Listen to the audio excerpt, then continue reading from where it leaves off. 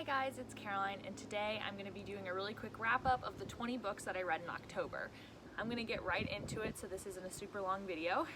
And so first up I have What You Are Going Through by Sigrid Nunez, and I listened to that on audiobook. I gave it 4 stars. There's really no plot to it. It's kind of just like people going through stuff in their real life. It's kind of funny, it's kind of depressing at the same time. It's sort of a dark humor. I really liked it. It was really short and it was a great audiobook listen, so I highly recommend it. Next up is another audiobook listen, and it was Majesty. I think it's by Katharine McGee. It's the second book in, the first one is American Royals. It's basically like, what if we still had royalty? What if George Washington became a king instead of, becoming the president? It's really just like a fun contemporary with royalty, but also set in America. I liked it. I gave it 3.5 stars. The reason that it wasn't higher is because there's like two love triangles and like a love square. It's very odd. I just am not a huge love triangle person, and so the fact that a lot of the romance was like hinging upon love triangles wasn't my favorite. However, I do think it ended very well, particularly for a duology, particularly for something that had a lot of like love triangle stuff. But this, it really ended well, and I appreciated that, even though I thought that the setup wasn't really my favorite.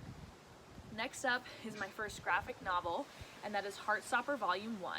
Now, I'd heard so much about these books. I knew I had to check it out when I saw it in a comic book store, and it just felt like the kind of lighthearted read I needed in my life.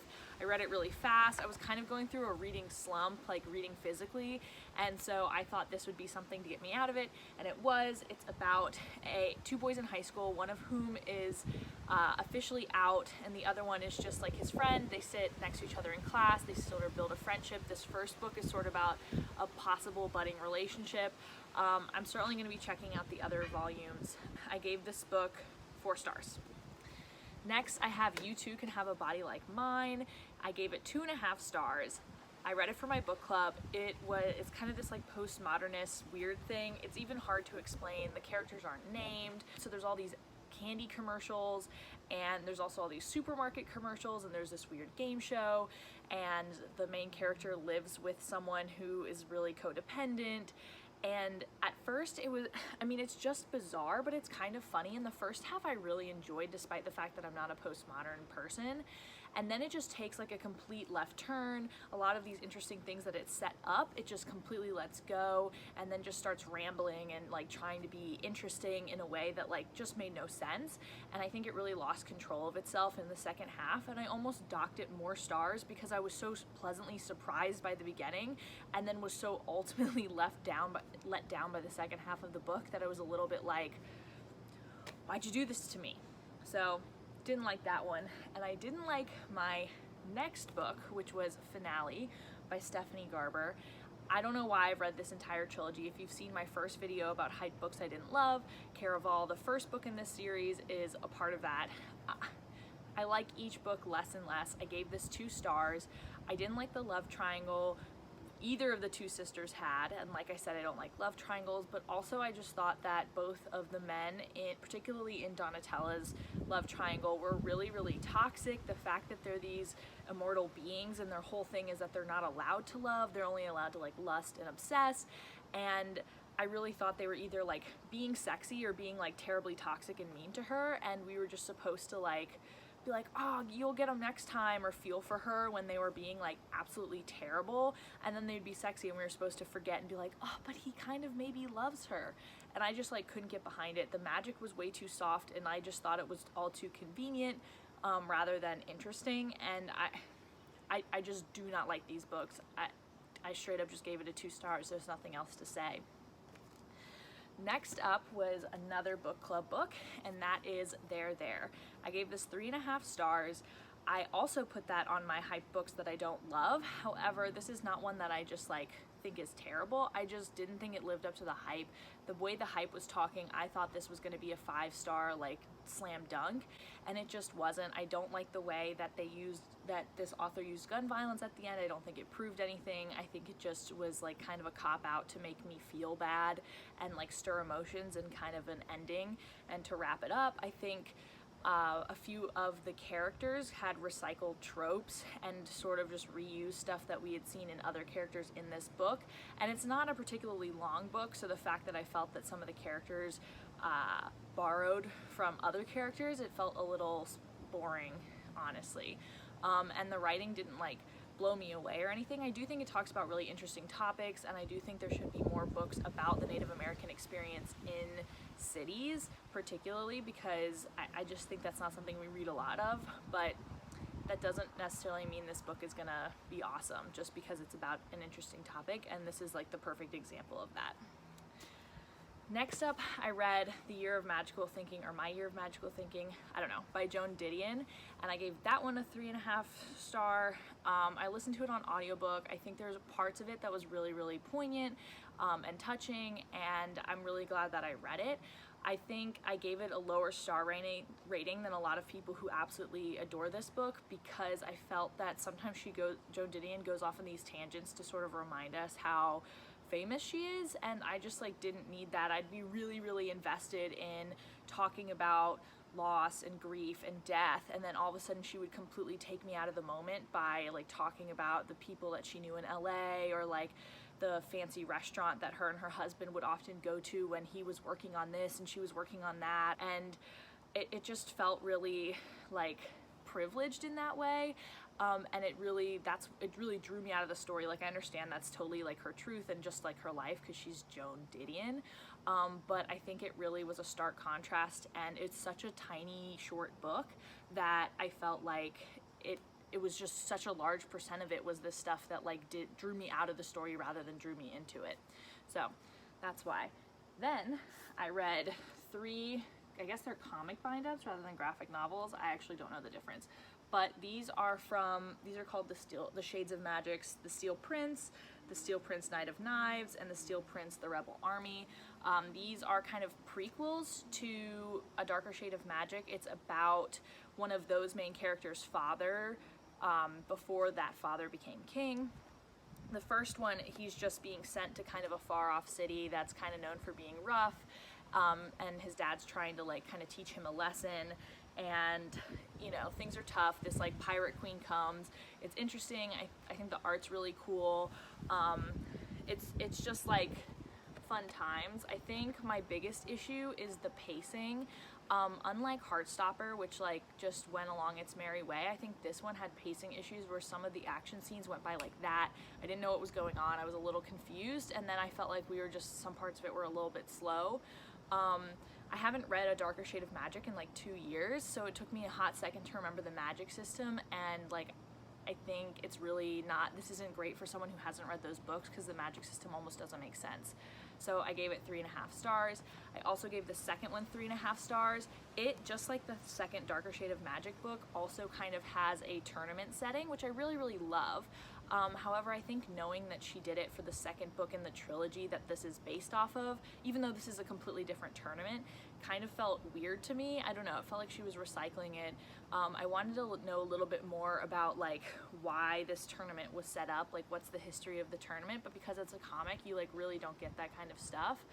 And I was a little bit like, why do we have this like really crazy tournament where people die and it's like not set up by any one like entity, it just like exists? I don't know, it just kind of came out of left field for me. So while it was really interesting, I had a lot of questions about like how that even made sense.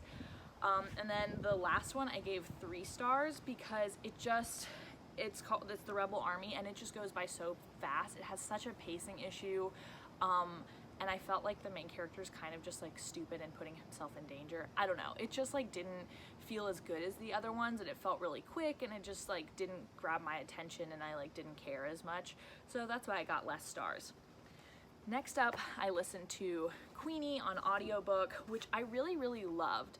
I thought it was very sweet and a contemporary that dealt with some issues besides just like, I don't know, love issues. I mean, it deals with race, sexuality, being a woman, and like feeling confident and like talking about sex and having sex. It talked a lot about mental health, and I just think it was interesting. It was funny. I think the dialogue was written really well. I really enjoyed the audiobook because it captured all the different characters so well.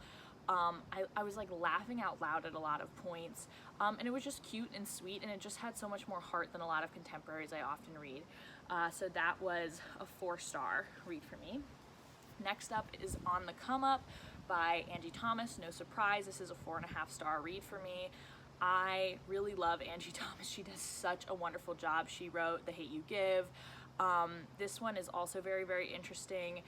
It's about like a person who wants to rap, and like she's trying to get her family out of poverty, and just, I don't know, it's really thought-provoking about like what kids like will do for themselves, for their families, but also the ways in which adults will try to like coerce them or, you know, use their power over them. It's beautifully written. I think the only reason it was docked that 1/2 star is that the main character would like do some things, like she wouldn't tell her mom stuff, she would like hide things, and it just like would drive me crazy, which I know is just like a teenager thing, and I get it, and I totally understand why. That, like, it's not bad writing, it's just like I would get so infuriated, and that drew me out of the story, because I'd be like, why, just tell your mom, she'll help you. But I totally understand like why a teenager wouldn't tell their mom. So that's it. But you should definitely read this. It deals with a lot of important issues that like a Black Lives Matter movement. Next up, I read Mexican Gothic, which I also really, really liked. I gave it 4 stars. I think it was the perfect October read. It was creepy without being like horror, like in your face, like, can't sleep at night. I think it built tension really, really well. My mom was reading it and she was like, it kind of goes off the rails at the end. And I'm like, well, that's what horrors a lot of times, or Gothic horrors, kind of do. I love the atmosphere and the vibe. I think I just had a good time with this. I think the beginning part was a tiny bit slow, and like, I get it, Gothic horrors are supposed to be slow at the beginning. That's sort of part of the genre. And I think I'm just like not in a great place reading physically anyway, like it just take longer, but that did make it so it was like a slower read for me. However, I would like definitely recommend this to anyone who loves the genre or is thinking about getting interested in the genre, because this is like such a great read. Next, I read The Shadow King for my book club. This is another one with a pacing issue. I loved it. It is about it's about the second Italo-Ethiopian War. I think that's like the official name of it. But basically, Italy, right before World War II, invades Ethiopia. The emperor just like up and leaves his people. The Ethiopians are left to fend for themselves on this invasion. And women are actually a huge part of the resistance, and they stand up and fight. And so this is sort of about those women, but also just like the people of Ethiopia who worked really hard to keep Ethiopia. And but it also has like perspectives from the like Italian general, and also this photographer who takes pictures for the Italian general, particularly of like Ethiopians being tortured or killed. But the photographer is like a Jewish Italian man who, getting letters from home, is sort of understanding that his parents are being persecuted, basically right before like Holocaust is in full swing, and you get the sense that he's never going to see his parents again, because we know that the Holocaust happens. And so you get like a bunch of different perspectives. It never really makes you feel fully bad for the people who are like taking pictures of dead Ethiopians, but it shows you like the different sides. I think it's very interesting, particularly because it's about the people that history has forgotten, women who fought for their countries, but also just like Ethiopia in general, because we talk about the Holocaust so much, but right at the same time this war is happening, and like we hardly ever learn about this war because we're so focused during this time period on World War II specific fights, but also like just the Holocaust. So it's really well written, it's very interesting, it deals with an important topic. The reason I gave it 4 stars is because the first 100 pages are really, really slow, and also like only barely tap into the potential. And then once you hit like the 100 or so page mark, it just like runs from there. It just completely turns into a different story. You're actually on the front.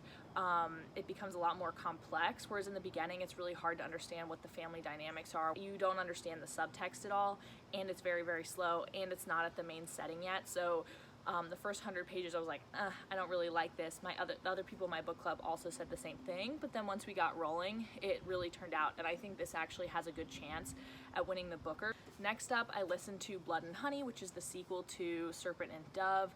I gave it a 3.5 stars. It was really fun and entertaining, and again, like witches, so it was super great to read or listen to during Halloween like times. However, I think it was a lot of like the main characters fighting, and like by the end of it I felt like, well, how have we really like progressed from the end of book 1 to the end of book 2? It definitely suffers from middle book syndrome, because you're just sort of like, okay, you like rounded up some possible allies and like tried to defeat the big bad, but nothing really happened, and I'm not sure these allies are gonna stick around, and like 90% of the book is getting these allies. But it was a fun journey along the way, and that's why I gave it 4 stars. Oh no, I gave it 3.5 stars.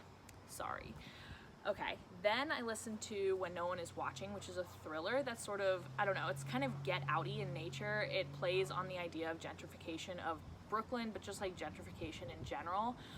I really had fun with this. I'm really picky about my thrillers, so it was fun to finally see one that I was like, wow, I really like this. I will say the first like 40-50%, I kind of forgot it was a thriller.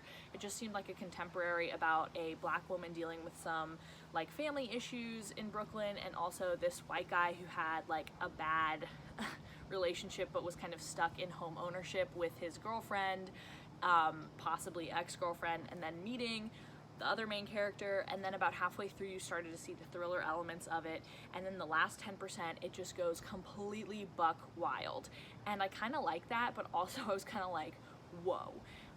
So I think that's a pacing issue, but also kind of the buck wild stuff was fun, but had the buck wild stuff been like way sooner, I think it just would have felt really bizarre if like half the book was just everyone running around in this complete chaos. So I don't know, I have mixed feelings on it, but I think it was kind of fun. I think I do love a thriller that deals with like important topics, so I like that, and I gave it 4 stars. Then I read Frankenstein, which was longlisted for the Booker, I think, last year, and this was such a disappointment. It's like dual perspective. Half of it is like Mary Shelley, the author of Frankenstein, like with her husband, who is a famous poet, and like with Lord Byron, and they're in this like house, and it's basically a lot of literary history, which like totally was great for my geeky literary heart.